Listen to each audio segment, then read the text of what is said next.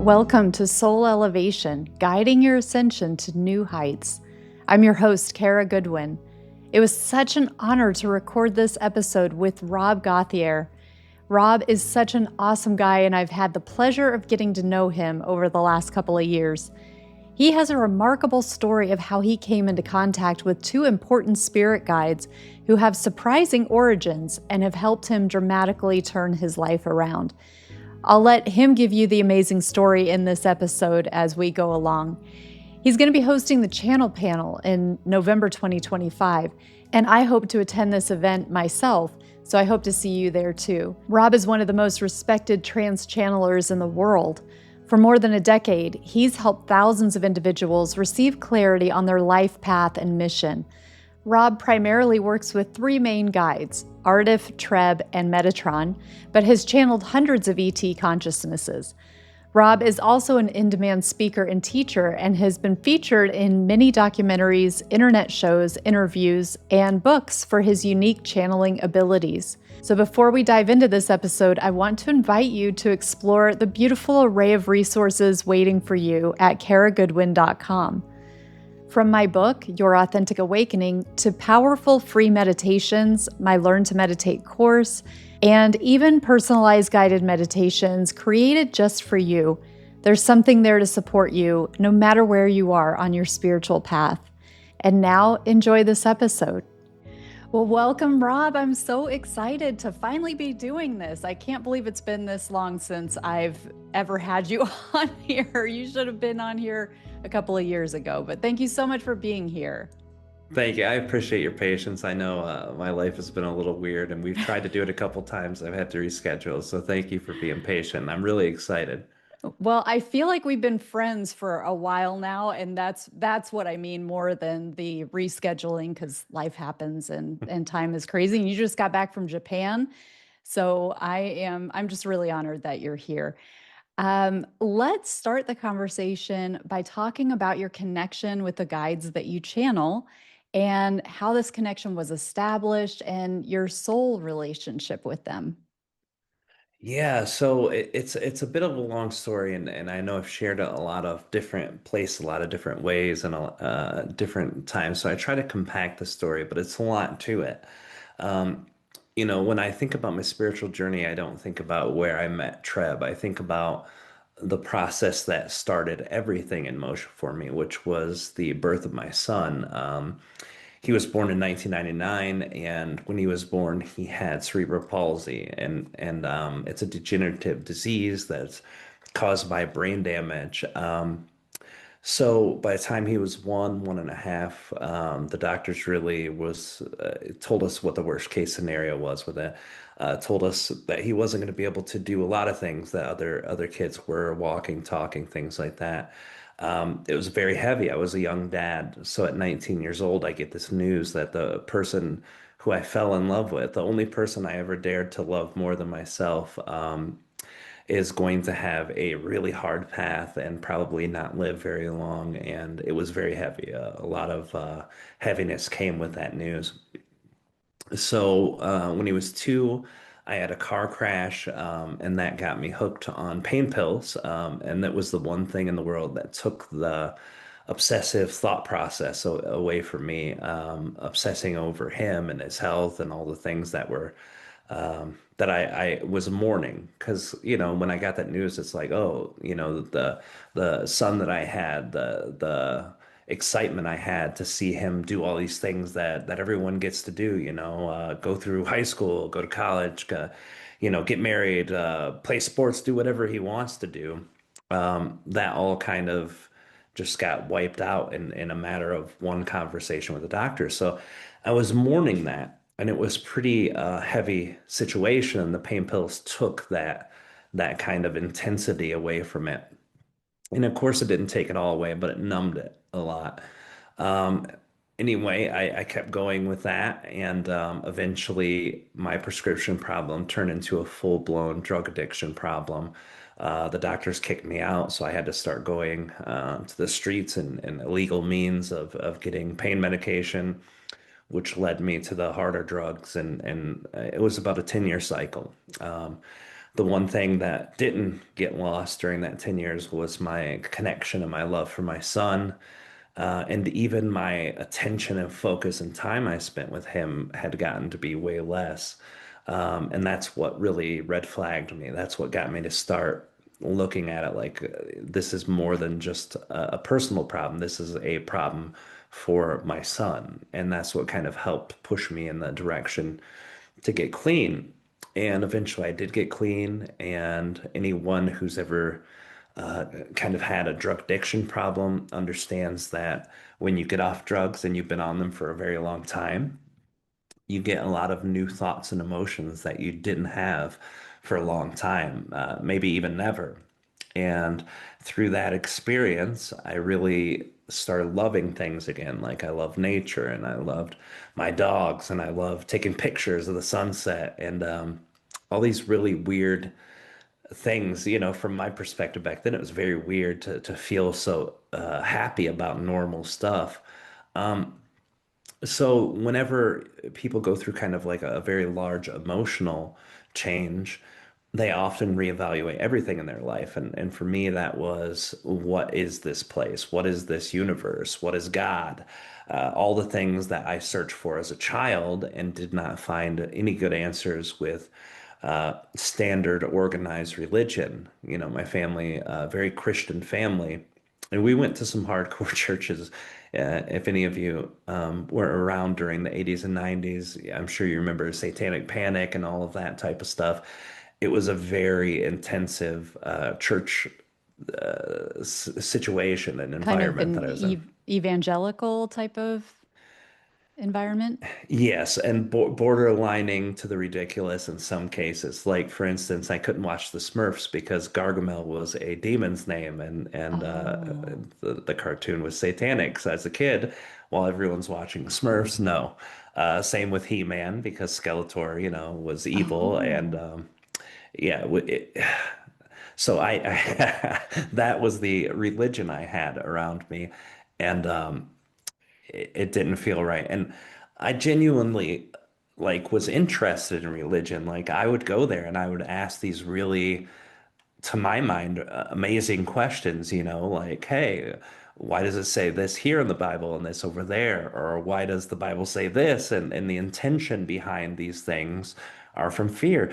So I really dug into it very deeply, and with genuine curiosity and never ever got satisfactory answers. And the few answers I got that borderlined on it was basically like, well, that's just the way it is. That's the way God intended it, or something to that effect. So, turning on these new neurons and excitement in myself, one of the things I wanted to figure out was, hey, what's going on with this world? I always felt like there could be a God and that there probably was some type of creative being, that all of this beauty and complexity of the universe couldn't have just come on accident. So that was my first thing. And I bumped into a spiritualism church, and it was close enough to the Christianity where I found some level of comfort there. Like, oh, I know this. But also, they said, hey, we can prove to you what happens after you die, because that was another thing of mine in the childhood, having some experiences with ghosts. I ended up doing deep dives on that as a child. So that interest came back to me too. And they said, we can speak to them after they die. So we can tell you what the afterlife is. And I was like, oh, this is going to be great or horrible, but I'm going to give it a try. And it was absolutely amazing. They told me about my son, and this is before, social media was a thing or was a big thing. And I never shared personal information. That's how long ago it was, back when you weren't supposed to share personal stuff on social media. Um, And so this was, and you were working with like a spiritual medium or something Yeah, yeah, through a the church? spiritualist church. It was a congregation in Grand Rapids, the city. It's about 60 miles north where I live now. Um, it was the only place that had them, but I had seen something online about a spiritualism church, and when I did some digging, I found it very interesting. Mhm. So I went to the closest one, and it was a church. They had about 40 members or so. They met every Sunday. And so Um, during the church service, they're bringing this sort of information to you. It wasn't like a private session. It, I met with him before because when I went in, I came Oh, in okay. early. So I Gotcha. met with the preacher before, but they did do um, what they called billets. And basically, they would give a number out to everyone during the service, and then they would give a miniature reading for what the number was. Oh, Because the person who was in charge of the church was a medium. And actually, hanging around there long enough, I found out most of them were mediums. oh, Um, cool. yeah, and I was like, how can, this guy is amazing. This gift that he has is beautiful. And it's like, dude, everyone can do that. And I'm like, no, not everybody. But I hung around and learned meditation and yeah, and it grew my horizons a lot. So that's usually where most people's spiritual journey starts about there. I hung out with them for a while. I couldn't do the organized religion thing. There was a lot of things that reminded me of the old churches, infighting, couldn't agree on beliefs and things like that. So I started doing my own research and I found the Gateway Hemisync experience from the Monroe Institute, and that's what I got started on. And that really took my meditation from just getting a visual sometimes or maybe a word or two to going out of my body.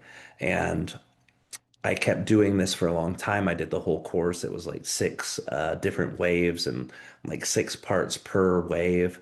And it took me about 4 or 5 months to get through the program. And once I was done with the program, about another 3 or 4 months, I went into a meditation. I was having a rough day, feeling pretty disconnected.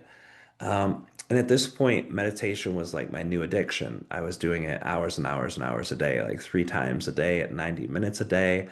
Plus, whenever I wasn't doing meditation, whenever I could keep my eyes closed and just listen, that was a really big amplifier to how I felt energy.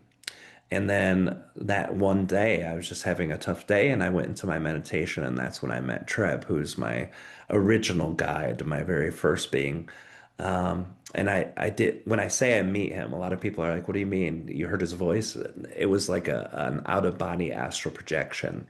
So, like the most lucid dream or the most realistic dream you've ever had, it was like that, but I wasn't sleeping. I was awake with my body just in a very, very deep state of meditation. So, And I tell us about Treb. Treb is a very gigantic, huge, and scary looking reptilian human hybrid. And I know that's a swear word for some people, the reptilian thing. But what you would assume on my first meeting with him is exactly what happened. I freaked out, instant fear.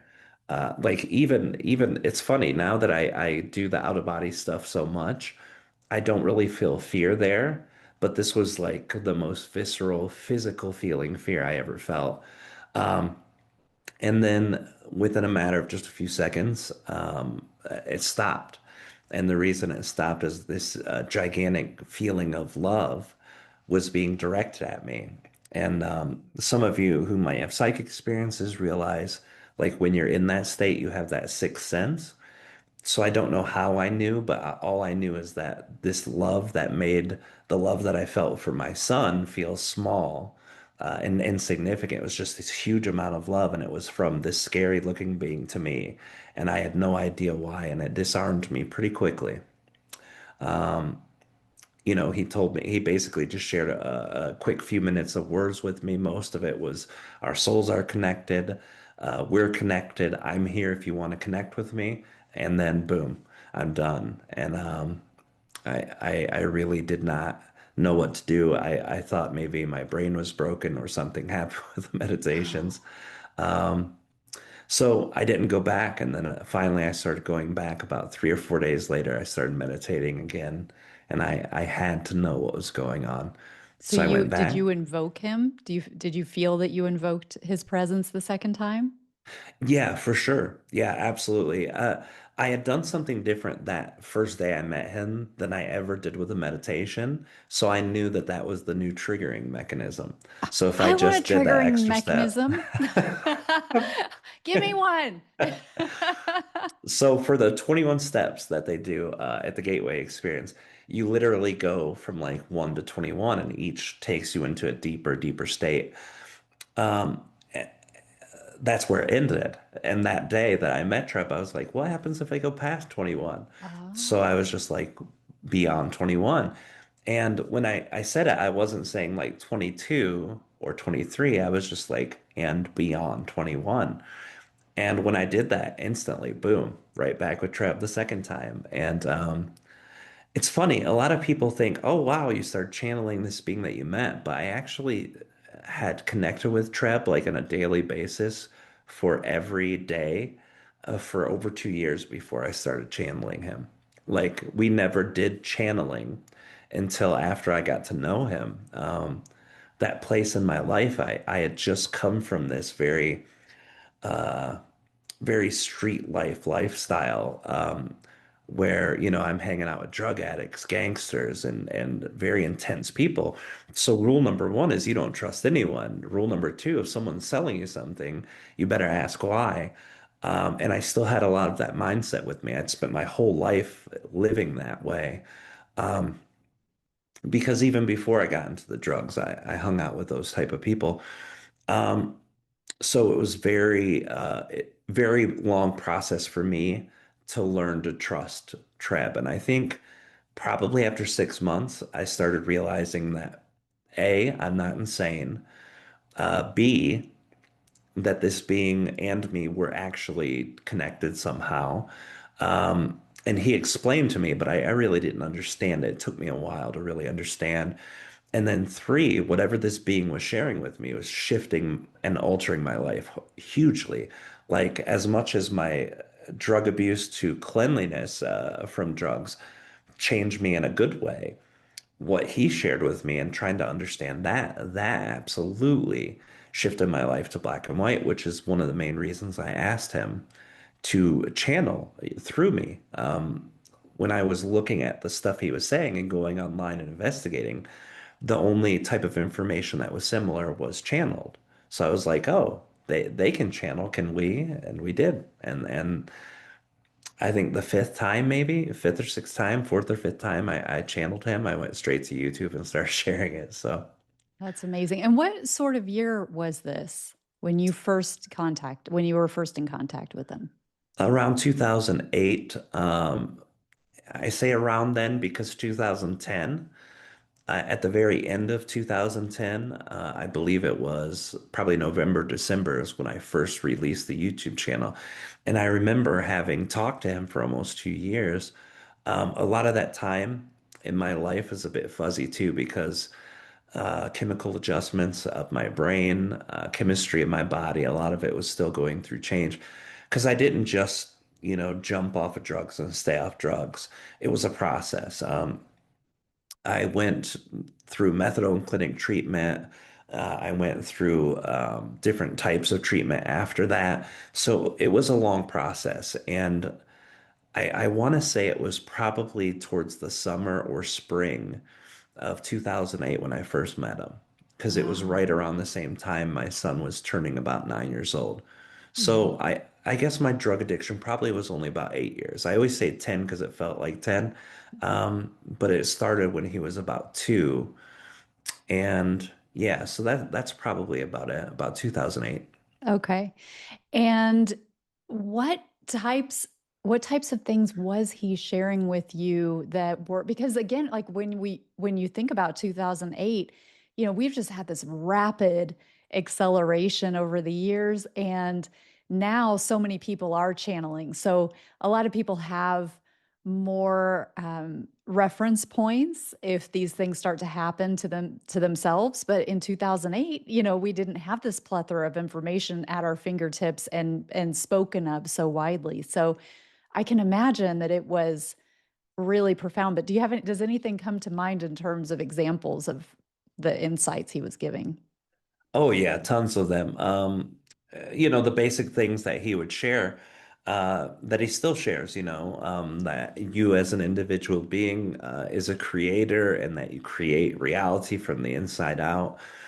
And you also join with a lot of other people on Earth, a lot of other souls who are also creating their reality. And then we have that shared overlapping co-creative reality. He said some things that I already had intuited, but I didn't know, like reincarnation exists, and reincarnation isn't a soul trap because you're damned and because you're not good enough as a soul to get to the next level.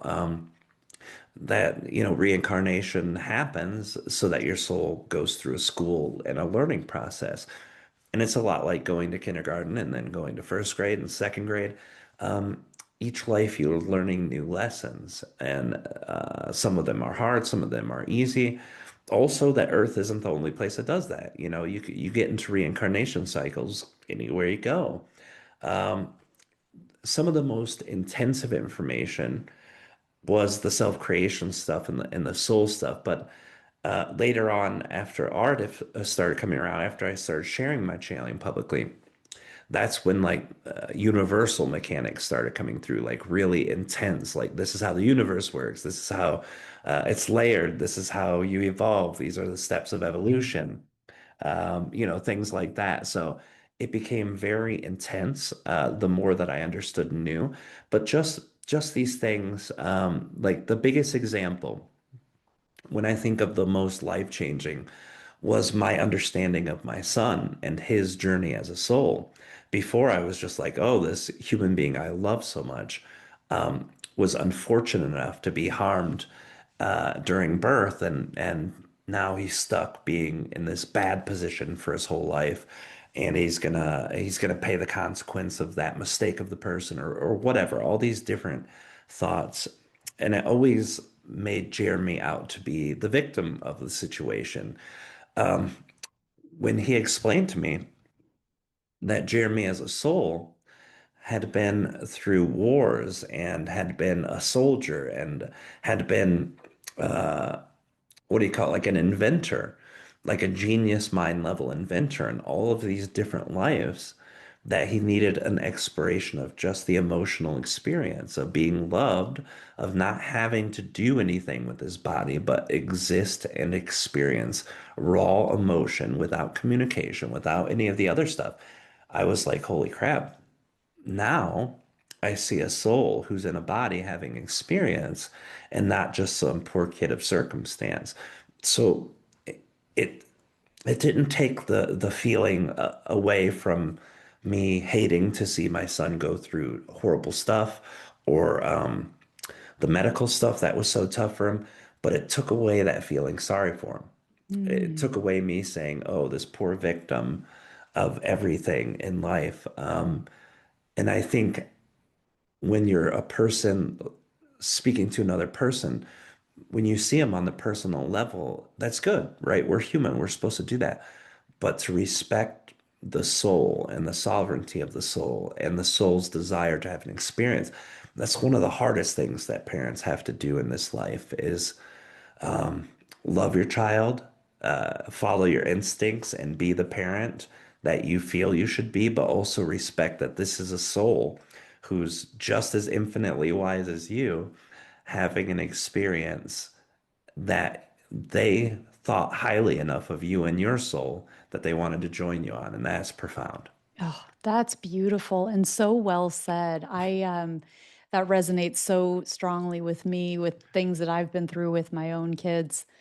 And, my daughter had a medical issue last a few months ago that was a huge mountain for us to climb too. It wasn't to the level that you have with Jeremy, but, it was a major surgery with a long recovery. And leading up to that, there were a lot of decisions that had to be made. And that that tightrope of advocating and wanting the best for them, and also like when they're coming in and like, I don't want that. That's not the path I want. I want to go this route. And it's like, okay, like, you have to be the grown up, and it's like honoring sovereignty and It's such a delicate dance for sure.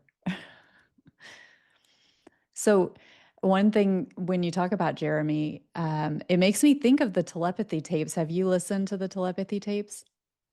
I have not. I want to very badly, and as much as it is for Jeremy, also Lily, our daughter, she Right. just Yeah. turned 6. She's still nonverbal, pre-verbal, because she is saying some words, and she even just a couple months ago said, "I love you," just out of nowhere, Oh, just "I love you," and I was like, "Holy moly!" wow. So for both of our kids, they're Yeah. both nonverbal, and I've heard so many amazing things about the telepathy tape. Um, and I haven't got a chance to digest it yet, but I definitely want to. It's on my to-do list. Yeah. I was just curious if you have experiences with either of your kids where you get the sense that they are, they're reading your thoughts and they're right there with you, even though they can't communicate back in the same way that we do. Yeah, for sure. Both of them are exceptionally psychic, and fortunately, I always say to Kaleena, Lily came to us for a reason. Um, right now, Kaleena and Lily are living in their own place. This has just been a more recent situation since March or April. Um, so before that, we were all staying together, living together, and Lily had gotten behind on some of her development because we were so in tune with her and so psychic. Like when she just put up her hand, that could mean a million things. But we would be like, oh, she wants this food or this food. Oh, she wants a drink. And sometimes we'd get it wrong and she'd push one thing away and we're like, oh, this is what you want. So we were so in tune with her that we could feel that. And it did and it does still go the other way. There's a lot of energy where if she hears one of us frustrated or something, like, hey, Lily, you're not supposed to be doing that, she'll laugh. But if we're going through a difficult time, and we're expressing similarly, she'll actually have that empathy for it and come up and give you a hug or touch your face. So she's very in tune with us, and us with her. And there's a lot of communication going on there for sure that not even in a direct way that I can read. Being a channeler and being a psychic is very similar, even though I've never seen them the same until more recently. But I didn't even realize how intuitive I was until Lily came along. And then after that, when I started speaking to friends about situations they were going through, they're like, oh, wow, that's what I picked up too. And I was like, how did I know that? I didn't know anything about the person they're talking about or the situation. So she has helped me see how in tune that I am. And she herself is very in tune. And I notice things too, like people. She's very good about people, even though she's not very social. She will stay away from people who are very imbalanced. People that I pick up on, I'm like, oh, we should probably not get close to that person. They're not in a good place right now, mentally or emotionally. And she does the same thing. So she's very in tune with other people, even if she doesn't know them. So What a big gift. That's so beautiful. yeah. So if we go back to Treb and Artif, you touched on Artif. We've talked about how Treb showed up. Can you talk a little bit about how Artif showed up and who that is and how you guys are all connected? Yeah, yeah. And sorry, you did say in the first question how we're connected, and that one skips over my brain. The uh so Artif was always present as far as like with Treb. Like when I first started talking to Treb, probably our fourth or fifth conversation, I asked him, are there other beings out there like you? And he's like, yeah, the universe is full of them. And I was like, well, no. Is there some being that you connect with? And he's like, yeah, it's a being from Deneb Cygnus, which is Deneb, the star, and Cygnus, the swan constellation. And I know when I pronounce it, some people think I'm saying sickness, but it's Cygnus, Cygnus. It's the constellation of the bird. So I just heard him referring to this being as Dean of Cygnus for well over well, for a year and a half, and then about a year after I started channeling, so maybe 2.5 years. And then finally, as I've been sharing my channeling, people started following the channeling on social media. And you were correct. Like back then, the resources, the amount of channeling that I had to compare to was almost non-existent. Like when I first met Treb, I think the only people, like YouTube was still pretty new, and the only people on there was like Daryl Anka who channels Bashar, and Lee Caro who channels Cryon, Wendy Kennedy. And I think like the movie Tuning In, Spirit Channelers of America, and then some Jane Roberts stuff. That was really all that was out there.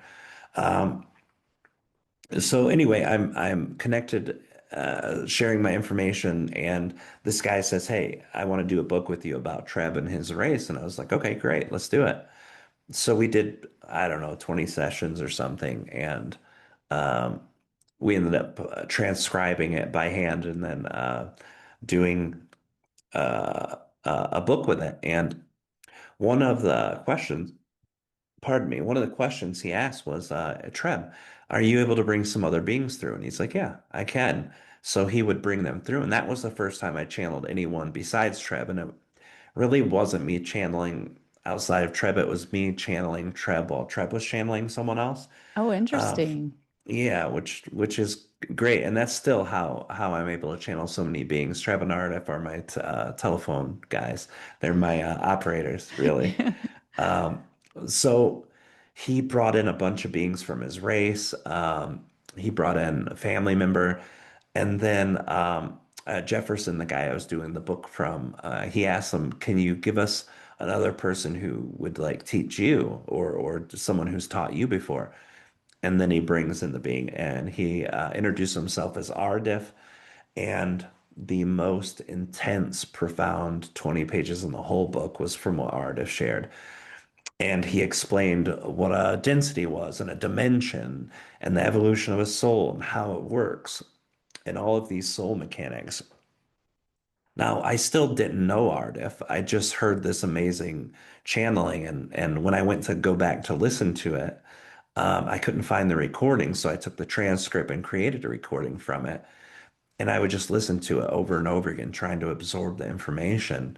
It wasn't like it is now. I've done it so long where I channel something and then I know it right away, even if I haven't heard it yet. But I would just listen over and over.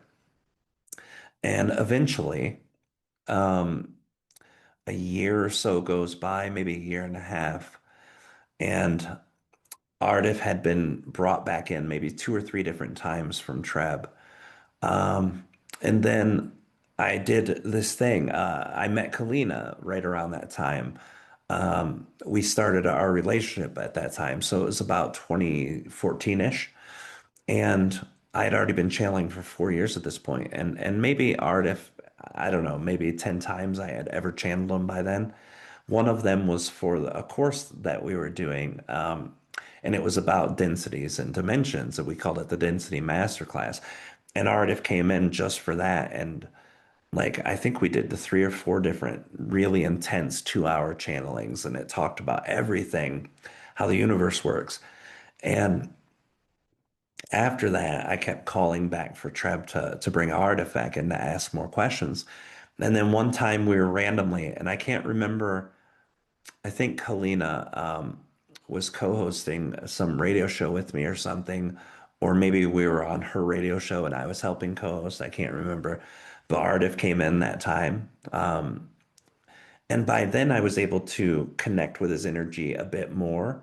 So it was different than it was the first several times I did. It was stronger, and it was less like Treb's energy, because Treb's channeling him. So a lot of Treb's energy kind of ran through the vocal part of it too. And then finally he said, I am ready to work with you now. Rob is ready to work with me now. So I'm ready. And from that point forward, I was able to connect with him myself.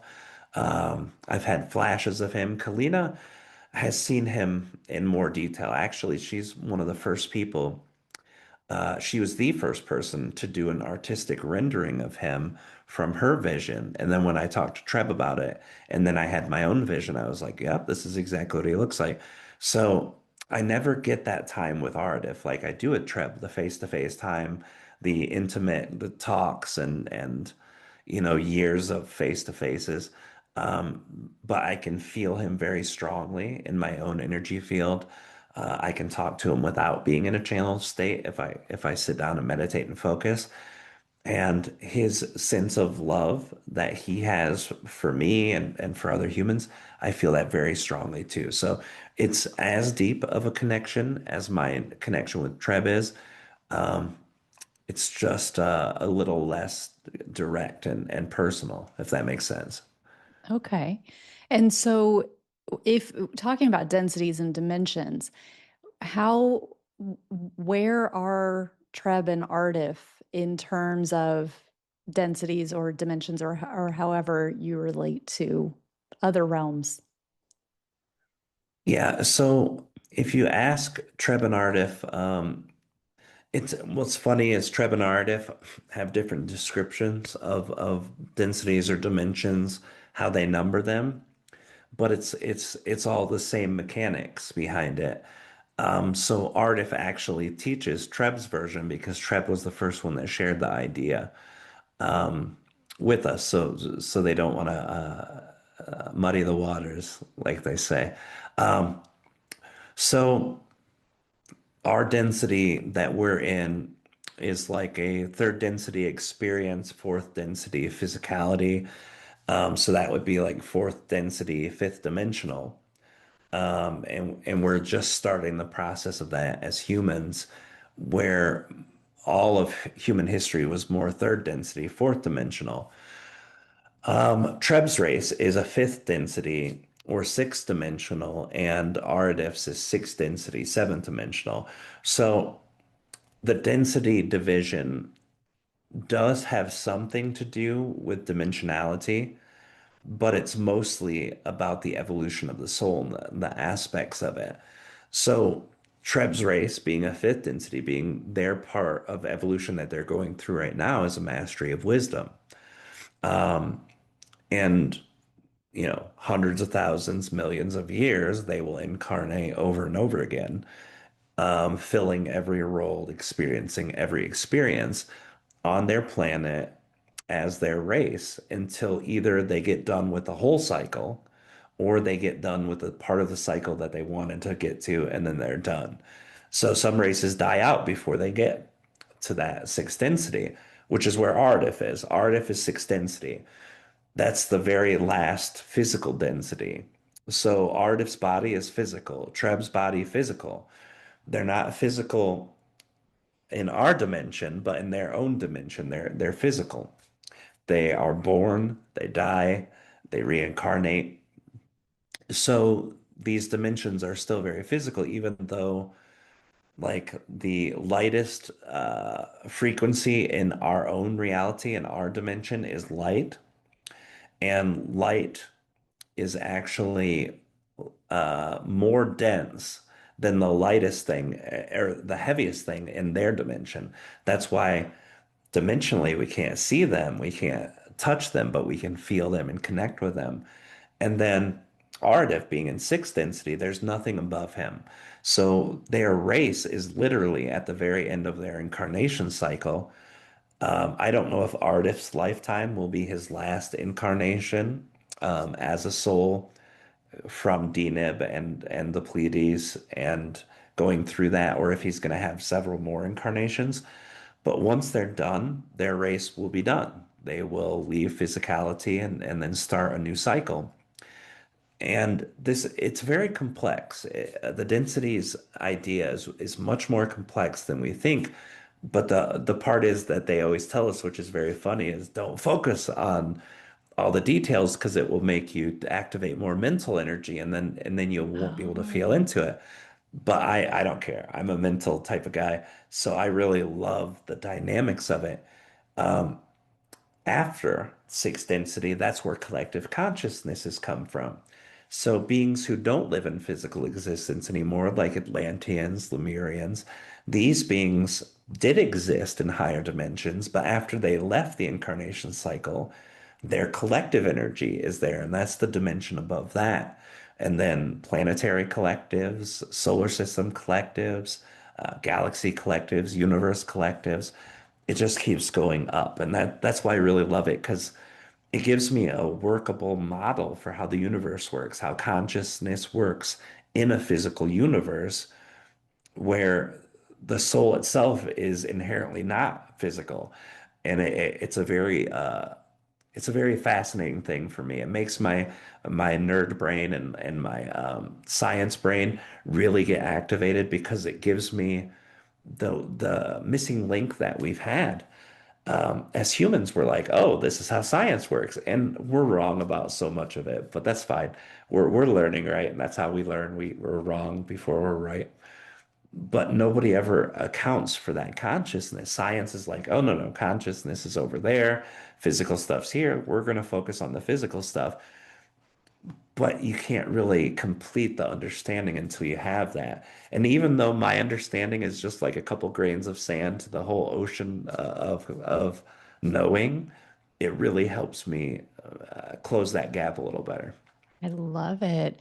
And when you talk, where is Treb from the Pleiades? No, Treb is from Capella, the star system Capella. So if you look out at the night sky, it's very close to like Sirius area. Okay.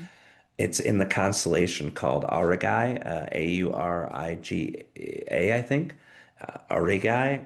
I don't know how it's pronounced. I've never heard it pronounced. I've only read it on paper.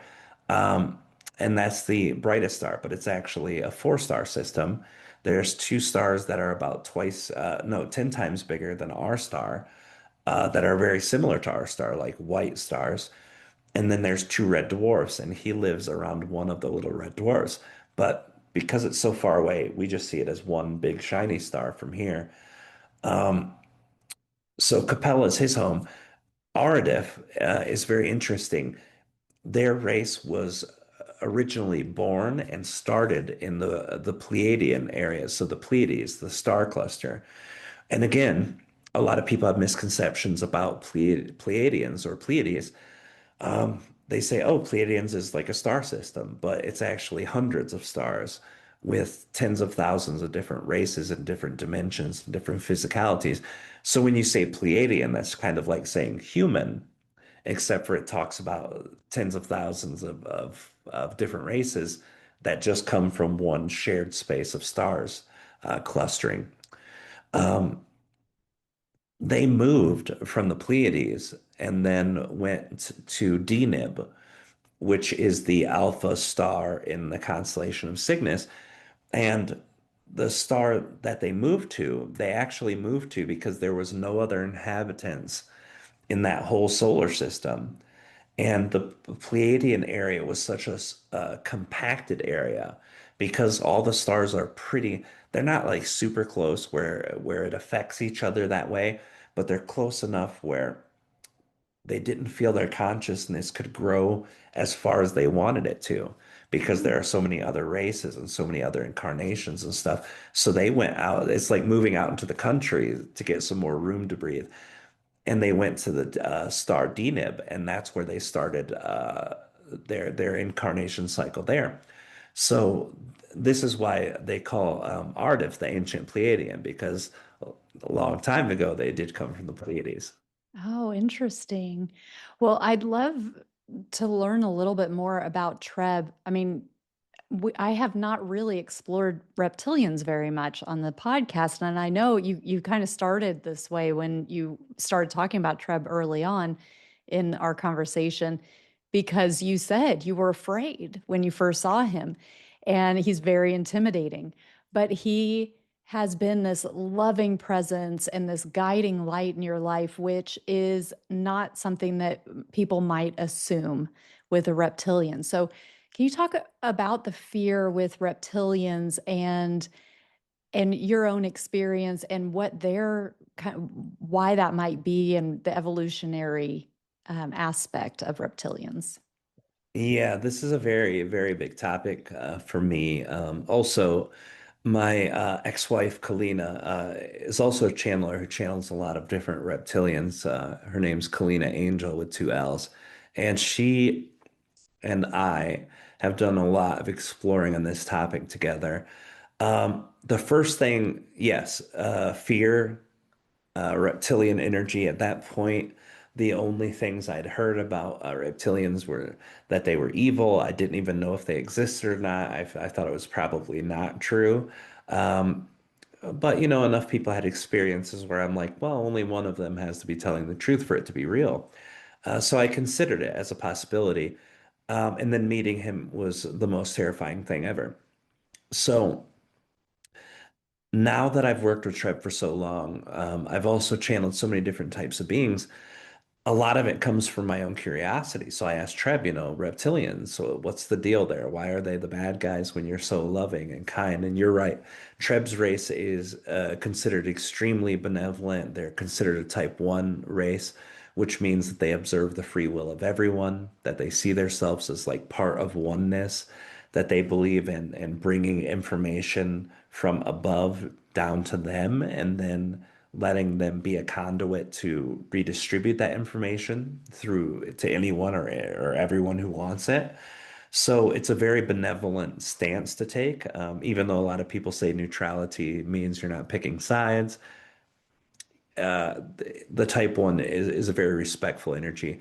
Not all reptilians are like that. They're just like humans. There are good ones, there are bad ones, there are in between ones. But Earth has a lot of experience with reptilians. So going into history alone could take hours, but the shortest way I can explain it, the Anunnaki was like the first beings that came to Earth after the humans started their incarnation cycle. And when they came down to Earth, these beings were genetically partially reptilian and partial Pleiadian. So they had the Pleiadian feminine energy, a lot like Artis race, but more human. Artis race is humanoid, but they also have like blue skin, purple eyes, purple hair. These were more like humans, like us, like from Earth, and they had this Pleiadian human genome and wanted to explore the masculinity.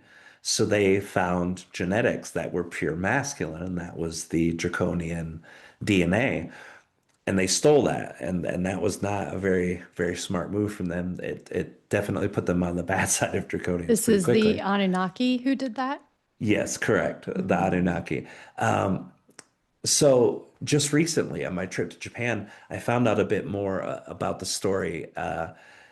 People always said, well, Anunnaki came for gold, right? And Treb and Arif were like, yeah, kind of. And I was like, what do you mean, kind of? Yeah, they came, that was part of the reason, but not the main reason. Okay, so what's the main reason? Nothing. Crickets for a decade. And then finally, they get more information while I'm in my trip in Japan. Someone asked about it, and I don't know if it was Treb or Arif. I think it was Arif that spilled the beans. On Earth, the incarnation cycle that was right before us was the Earth reptilian beings. And these beings were a hybrid of the dinosaur animals that we had on our planet and also the draconians. The draconian beings are like the major, most massive group of reptilian beings in our galaxy. And they also seed out the galaxy with reptilian genetics. There were a lot of reptilian like animals here when they first got here, but there weren't a lot of highly developed. Like most of them would be third density and they would die out before they would ever get to fourth density. So they're like, okay, we're going to help this along a little bit. And they would give the races that they deemed worthy the gift, which was half of their genetics. So the dinosaurs were one of the many races in the galaxy that were reptilian archetypal that fit their reptilian physical makeup, and then they put their DNA in them.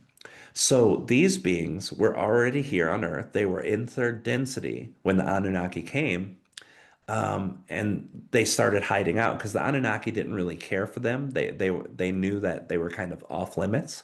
They also didn't want to draw the attention of the Draconian beings back to them, knowing that they were here. The Draconians have a very hands-off approach with their hybrids. Not really hands-off, but like most reptilians, you leave your young to grow on their own. So they just kind of changed their genetics and left. They gave some information to the more developed members and then left. So here's these people who stole from the Draconians coming to a planet where there are Draconian hybrids. So that was the thing that never got shared until recently.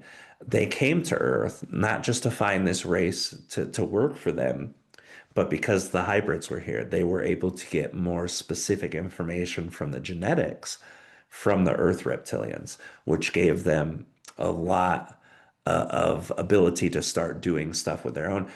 Through their experience, they became genetic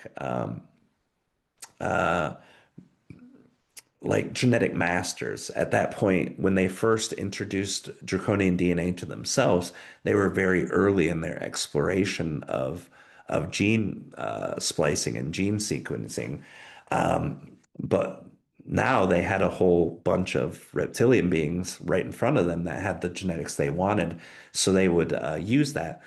And in their creation of us, they use some of their own genetics, which are reptilian, plus Earth reptilians were there, and they changed humans fundamentally. They gave us some of their DNA, the Anunnaki, and then stayed here for a couple million years and then left. And like they left us with not very much. They took our intelligence way up here, they dropped it back down, they kept changing our genome until finally, after several thousands of years of their own evolution, they're like, yeah, we probably could have done that better with the humans. You know what I mean? We tried to flood them and kill them, it didn't work. And they were fighting between the Anunnaki. Some of them really loved us. They saw us like, hey, these are our really good pets. And others like loved us. Sexuality happened between them and humans, which is part of the Rh negative factor genome for humans. Those are like descendants of direct sexual contact with Anunnaki. So we had enough of their genetics where we have it inside of us, but we also have the wounds there. We had trauma with Anunnaki, who had a lot of reptilian DNA. We worked with Earth reptilians after the Anunnaki left the first time, and when they came back, and when the other races started coming down to Earth, because now this is a little hot spot of genetic manipulation and multidimensional DNA starting, all of these different races started coming back, and every time they did, it would hurt the relationship with the humans and Earth reptilians, or they would introduce new traumas. So I think our fear of reptilians and all the stories about how bad they are just come from our repetitive parent trauma with Anunnaki and Earth reptilians. Now, when you say the Earth reptilians, would these be the classical reptilians like the dinosaurs that you mentioned, or, reptilian animals? Or are these like reptilian humanoids that we don't acknowledge in the mainstream? Yeah, when I say Earth reptilians, I mean the beings who are actually a dimension higher than us. They still exist on Earth.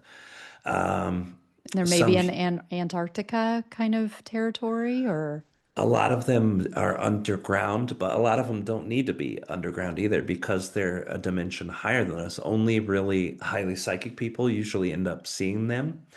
Now, early in our history, they weren't as developed because they're on Earth. Their DNA is from Earth, and Earth grows at the same time. So when we're going through a cycle, they're going through a cycle. They're just one cycle ahead of us. So at first their vibration was low enough and humans was high enough where the really psychic people could see them, and now they're growing as we evolve. They can drop down their vibration low enough to come into our physical experience too now. And I think it's been that way for at least a couple thousand years because you've heard a lot of people talk about Earth reptilians and their experience.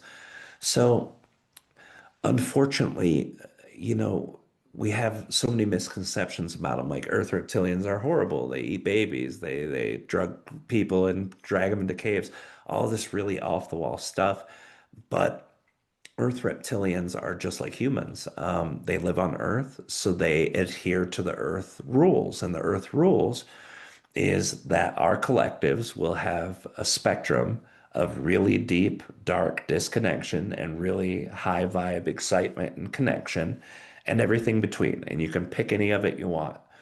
So most of the Earth reptilians are either very neutral or very kind, and a very small percentage of them are also the percentage that are more powerful in their society, that make most of the rules, that have access to most of the military, things like that, are the not so nice ones. And they have been around longer than humans have been on Earth. And that's why they have some of the more nasty ones to neutral ones have a superiority complex. They're like, this is our planet, guys. You came after us.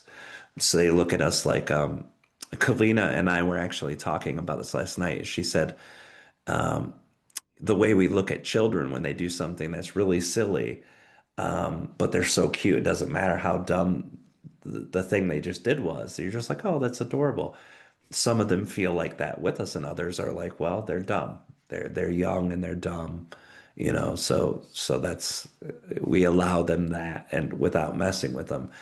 But the superiority complex for some of the more mean ones has caused traumas too. Some of them feed from fear, especially the more malevolent ones, but it's very much like humans. You think of humans who go to that very dark place, the ones who hurt other humans and find joy in that. It's very similar. So there are some on the spectrum, and it's hard to talk through this with people because people have so much fear around it. But reptilian energy, even the draconians, which are seen as the worst, the most malevolent, the baddest reptilians in the whole galaxy, even they are misunderstood tremendously. And for me, I have taken notice from Treb and Arti, both of these beings being a type 1 race. I've learned neutrality pretty well. I'm not, I don't live it like they do, but I'm very good at when I try to tune into it.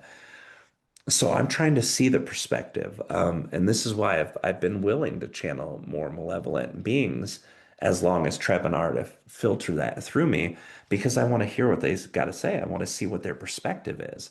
We can't come to peace with ourselves or with others until we really try to at least hear the perspective.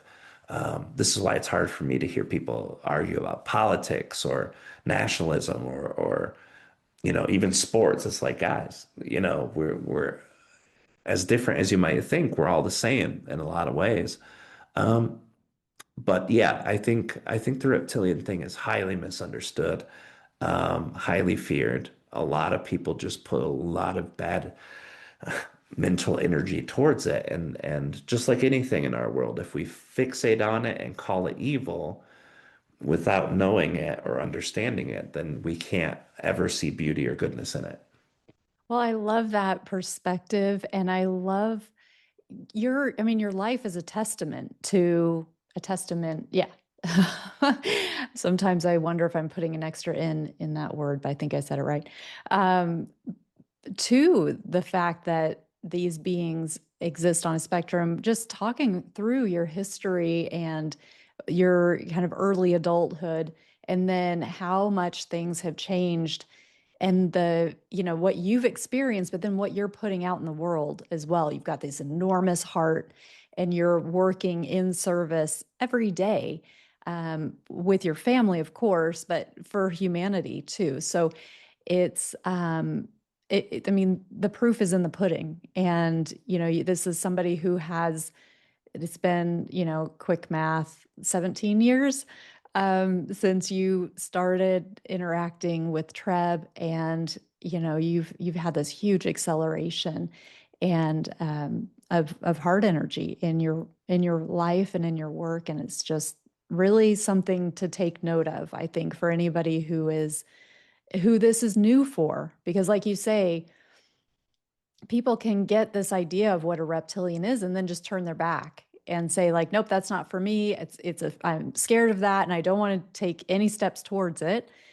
And, we want to have a more expanded view than that. So you are, you mentioned the channel panel that you did. I didn't realize it went back as far as 2017, but you have one coming up in November. Talk about what the channel panel is and what people can look forward to in November. Yeah, actually, the first channel panel we did was online, 2014, and then Oh, our first wow. live one was 2015. Yeah, Kaleena, my ex-wife, and I started doing those all the way back then. Yeah, we took a hiatus after Lily, and then the one in January was the last one, January or of was this year. yeah, that was the Oh, first one okay. we did since 2019, since Okay. Lily was born. So. Yeah, the channel panel is an amazing event. It's at this point the world's largest all channeler event. So we just get a lot of different channelers from different areas of the world and different areas of channeling, and we bring them all together.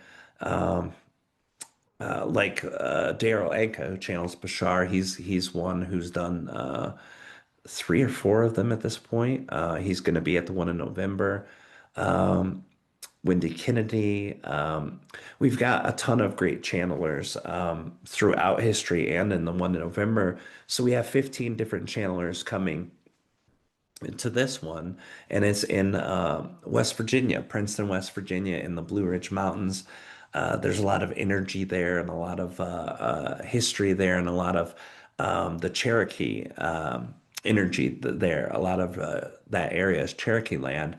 So we're going to be gathering up in Princeton and we're going to be doing 3-day event with 15 speakers, myself included, Wendy, Daryl, Pamela Airleon. I always say her last name wrong. Sorry, Pamela. And then a lot of other channelers will be there too. So, yeah, we're doing it live stream too for the main hall. We're also doing workshop breakoffs. So we have the main hall that sits 1,000 people, and that will be where people who get 3-day tickets go. And then you can also see your favorite channelers in a smaller group of 150 people where they're teaching more intimate, personal workshops. And the workshops won't be live streamed, but everything in the main room, the main hall, all of the channelers channeling and doing Q&As with the audience, that will be live streamed. And it's November 14, 15, 16, Friday, Saturday, Sunday in Princeton, West Virginia. The channelpanel.com is where you can go see that. Wonderful. Well, I have it on my calendar. I don't have tickets yet. Are you selling tickets yet? Yep, tickets are Yeah. for sale Okay. on the website. I'm also going to be doing an event in next month in August. Lumerian Life Expo is out in Mount Shasta. Ruben Langdon from the Interview with Extra Dimensionals. Him and his partners do that event.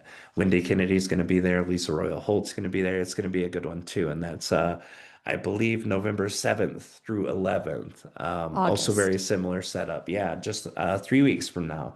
Yeah. They're doing the live stream and in person. Awesome. Well, Rob, this has just been beautiful. I would love for you to come back and channel when you're feeling better. So we'll get something else on the books. But thank you so much. Thank you for being here. Thank you for everything that you're doing, that you've been doing for all these years. It's just been a joy and an honor. Thank you so much. Oh, Kara, thank you for having me on. I appreciate it. I appreciate you. I appreciate the energy, and I appreciate getting to know you for the last few years, last multiples of years, and Yeah. being able to connect this way with you and your audience too is very amazing. So thank you for having me on, and I look forward to channeling. Unfortunately, I got the facial uckies from coming home from Japan. It was rough, but I look forward to being able to jump in and channel with you next time. I look forward to it. Me Thank you. too. Thank you. Thank you so much for joining me for this episode of Soul Elevation.